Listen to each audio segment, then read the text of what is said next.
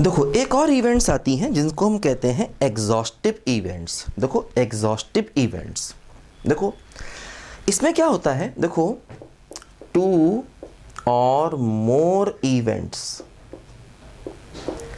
Are exhaustive, ठीक है, if their union is sample space, उनका यूनियन सैंपल स्पेस के बराबर हो जाए। मतलब दो इवेंट्स भी हो सकती हैं, दो से ज़्यादा भी हो सकती हैं, अगर उनका यूनियन सैंपल स्पेस के बराबर है तो उनको हम एग्जॉस्टिव इवेंट्स बोलेंगे।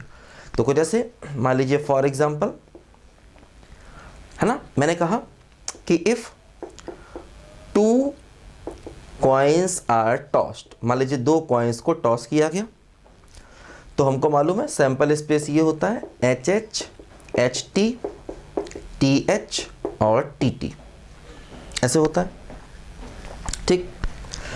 मान लीजिए एक इवेंट इवन है और मैंने कहा इवन जो है वो एग्जैक्टली 2 हिट्स है, ठीक है। तो एग्जैक्टली 2 हिट्स का मतलब देखो एक केस आएगा, ठीक। और मैंने कहा मान लीजिए E2 जो है वो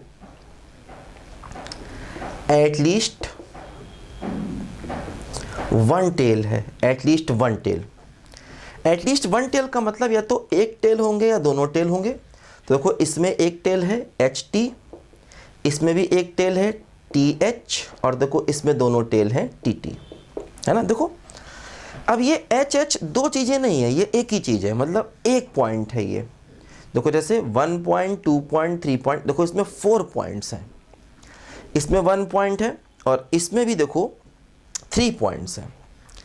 अब देखो अगर हम इवन और इनका यूनियन लें, यूनियन का मतलब सब कुछ आ जाता है, जो कॉमन है वो भी आता है, जो एक में है वो भी आता है, दूसरे में वो भी आता है। इनका अगर हम यूनियन लें तो H H, H T, T H और टी टी। अब देखो जो यूनियन है वो सैंपल स्पेस के बराबर हो गया, इसका मतलब हम ये कह सकते हैं E1 और E2 जो हैं वो एग्जॉस्टिव हैं, ठीक। अच्छा अगर हम इन दोनों का इंटरसेक्शन निकालें, कॉमन देखें दोनों में, देखो यहाँ एच एच है, इसमें कोई भी एच एच नहीं है, तो इंटरसेक्शन 5 है। इसका मतलब ये दोनों जो हैं वो म्यूचुअली एक्सक्लूसिव भी हैं, है ना। इनका इंटरसेक्शन 5 है, इसलिए दोनों म्यूचुअली एक्सक्लूसिव भी कही जाएंगी, है ना। अब देखो एग्जॉस्टिव में इवेंट्स ज़्यादा भी हो सकती हैं, 3 भी हो सकती हैं, बस उनका यूनियन ऐसा आना चाहिए। 3 भी हो सकती हैं, 4 भी हो सकती हैं, 2 या 2 से ज़्यादा हो सकती हैं एग्जॉस्टिव में, है ना। उनका यूनियन सैंपल स्पेस के बराबर आ गया तो हम कहेंगे एग्जॉस्टिव है। और म्यूचुअल एक्सक्लूसिव में 2 इवेंट्स होती हैं, है ना, कि भाई E1 E2 2 इवेंट्स हैं और वो दोनों म्यूचुअली एक्सक्लूसिव है, तो उनका इंटरसेक्शन 5 के बराबर आ जाना चाहिए, ठीक है। देखो क्या होता है, जैसे हम लोगों ने ये रिजल्ट पढ़ा था कि P of E1 union E2 बराबर PE1 plus PE2 minus P of E1 intersection E2, ठीक है।